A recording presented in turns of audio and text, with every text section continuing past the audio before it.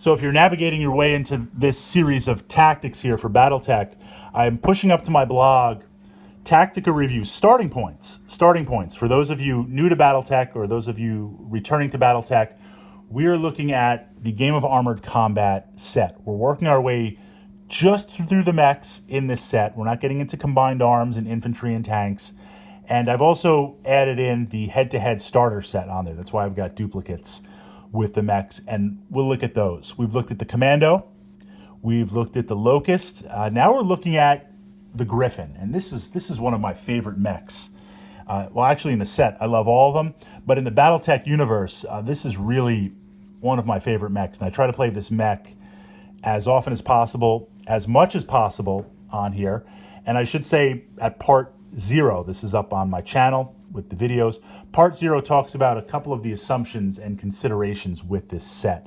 I'm not going to take that time to intro it in every video because we're jumping right into the mechs. So now we're moving into medium mechs. And the power of the medium mech is that you've got speed and maneuverability. I mean, if we just look at the Commando, a light mech, running 9 versus running 8 on the Griffin.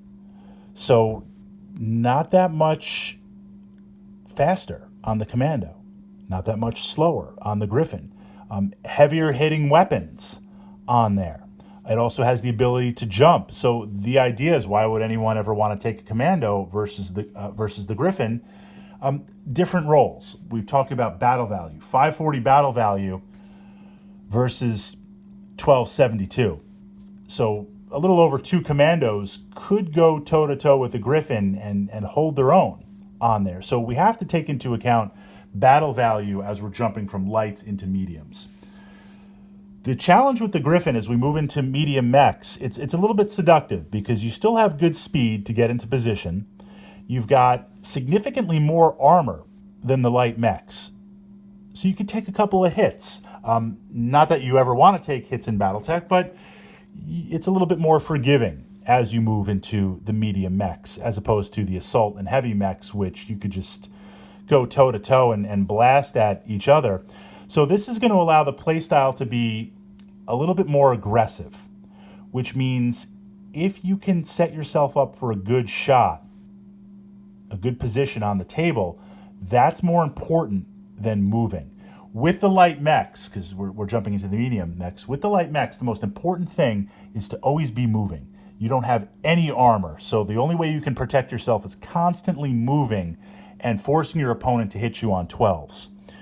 With the medium mechs, and especially the Griffin, I'm going to be moving until I get into position. And I define position as a place on the hex maps, a place on the table where you could have elevation, full line of sight. You can catch your opponent so they are not in cover, and you can get yourself into cover.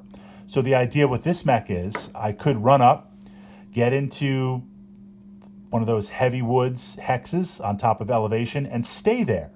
Now, since I'm staying there for a turn or two, I don't have the movement modifiers of moving in those hexes to protect me. I only have that cover, or possibly that elevation if something's obscured. But then if I come under fire, or after I take a hit, I have the speed, I can get out of there. So it's a little bit more tactically forgiving. The Griffin, the 1N, which is the core version, the weapons are perfectly matched. You've got a long-range missile system, and you've got the PPC on there. So at long range, you're 18 to 21 out. That means that this is a great sniper mech. This is the type of mech that at the beginning of the game, if you deploy, you can run up to a key position because you have the speed. You could fire off for a turn or two as your opponent advances, and then you can get the heck out of there. Or you can jump up to elevation, shoot at long range, and then jump down. Because it's a PPC and you're not dependent on ammo, you can take that shot, even if you need 11s and 12s, right? At the beginning of the game, I can run up with the Griffin, hit the jump jets, get up on top of that tower, and based on range, long range, I jumped, I ran, my opponent's running, I need 12s to hit. Hey, yeah, take the shot. It's not ammo, it's free. You might roll legendary. 12s happen in Battletech. And if it connects, that's 10 points of damage. That's 10 points of damage, given that the mechs in the starter set are mostly light and medium to some slightly lower end heavies. And of course, we have the Kings of the Battlefield in there with the T-Bolt, the Battlemaster, and the Awesome. But for everybody else, 10 points is 10 points. You also have the long-range missiles on there. That's going to give you some spread. You can also indirect fire. So now, since we're working our way through, what we see is the first mech that has indirect fire. What that means is this mech cannot have line of sight. And if you have a fast-moving mech like the Locust running around acting as a spotter, you can shoot those missiles on an arc. Now, there'll be some modifiers, of course, for range. There'll be modifiers for shooting indirect and any intervening cover based on the spotter. That's all covered in the book. You might need 10s, 11s, and 12s to hit at range, but those are 10s, 11s, and 12s where your opponent is not shooting at you because, you know, you're hidden behind something, and again, it might actually connect. So this is a great, really awesome sniper mech on there, and the two weapons are very well suited. This is a long to medium range mech. So we are not going up against the Wolverine and getting close. In theory, as best we can. Obviously, sometimes that happens on there because you have a minimum on both the long range and the PPC. What that means is to effectively fire it, if you're below the minimum, you add those numbers on to hit. So if I'm base gunnery skill 4, I'm hitting on 4s. If I run up, now I'm on 6s. Let's say you're running up, now we're at 8s. Maybe 6s, 7s, 8s on there, 8 to hit. Okay, not that bad. Let's say we're at short range. I'm going to now have to add on 8, 9, 10, or 10, 11, 12, bring me into 12s on there because we're so close and I'm under the minimum. This mech wants to stay far away. This is a mech that shoots and runs, gets into a position, plinks away with the PPC, and gets out of there when it's ready not to. Now we're getting into tonnage for physical attacks. It has the fists. It has jumping potential for death from above on there. And death from above is extremely risky. Even if you hit, it's going to cause damage. But now you're getting into the tonnage where physical attacks, they've got some bite, especially if you're trying to punch and it's a 1 in 6 chance to hitting the head. So keep in mind now, physical attacks with the commando are somewhat of an annoyance, although you could force a consciousness check, pilot check, if you hit in the head. The Griffin has the tonnage. Now it's good as a weapon. But keep in mind, as we move into the heavier machines, where the weapons are located. Always be aware of that. If you're closing to danger close, if you're closing to point blank, be aware that if I shoot that PPC, I now can't punch with that fist.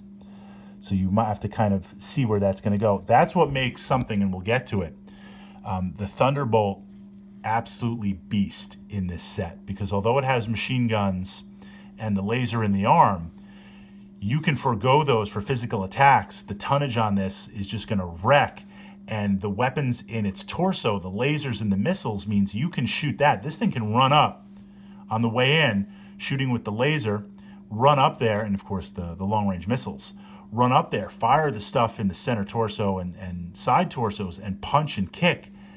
With the tonnage, it just gets beast, and it gets brutal on there. But as we move into the medium mechs, now that opens up physical attacks a little bit more. The 1S version and the variant on here, and this was a good variant to include. I have to say, personally, some of the variants they're including, I kind of scratched my head a little bit, but this is good because now it goes the exact opposite way. This is a short range type mech on there. By swapping out the LRM pack for something lower, by giving you medium lasers and giving you a large laser, well, now this is a close operative type machine. The long-range missile pack switches down to a 5. Its role changes, because if you're saying Fritz, you're saying it's a short-range mech, a short tooling mech. We have the LRM 5 pack on there. It has a minimum. How does that work? That gives you something to do on the way in, right? That gives you a chance to soften up a target or put a little bit of hurt on it. So as you're running up on the way in, you're going to fire off that LRM 5 pack on there. you don't have to worry about heat. So you can run, and so you can shoot it. Maybe you get a chance at indirect. But then once you close, you're going to switch to the large laser and the medium lasers. The challenge here, of course, is they are all in the right arm. So no physical attacks and laser attacks on there. So you'll have to gauge based on distance. The large laser doesn't have the bite of the PPC, but it doesn't have the heat issues or the under minimum. This is a pretty good close-in type working mech. Not as brutal as the Wolverine, but a solid variant to play on there. Shadowhawk next. Iconic. I'm so happy that they included the Shadowhawk in this set. It's a little bit of jack of all trades, something for everything. So it's kind of the lone wolf in the set. We're going to explore that piece next.